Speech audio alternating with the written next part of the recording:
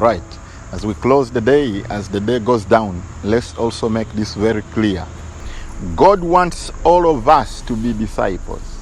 God wants all of us to learn to live the way of life of the kingdom. We don't want to penalize anyone for this, because even me who is speaking to you, it took me time to learn. If I not come into contact of someone who labored to teach me, my father in faith, Pastor Ed, I would have not learnt all this. I would have lived as a normal Christian. I would have lived a normal life. But today, at the point where I'm speaking, I want to say God wants all of us to be disciples. And you can never be a disciple unless you are made. You can never be a disciple unless you are taught. You can never be a disciple unless you have seen. You need to be introduced to a way of life of the kingdom. And like I said down there, I say that the disciples lived to understand this life.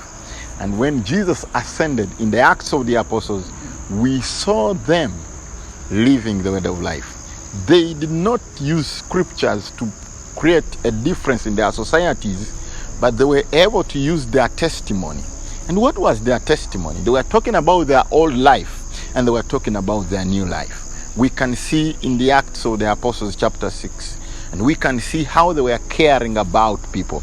We can talk about Tabitha in the book of the Acts of the Apostles. What made people not to bury Tabitha wasn't because of the many scriptures she knew, but because of the way of life that she lived. She lived for others. She cared about the widows. And that was all the disciples what they taught people all the time they lived, trying to show people that at one time they lived a different life, but now they live a far better different life. And this is what we are saying, that oftentimes our commitments and our faithfulness in ministries and in churches has been put into very many things, and we have thought that is the obedience and the need that Christ has for us. But all Christ wants us to be is to live like he lived, is to care like he cared, to love like he loved, to speak like he spoke, to forgive like he forgave. And when we begin to do all these things, then there we will be true disciples of Jesus Christ. See you again. Thank you. God bless you.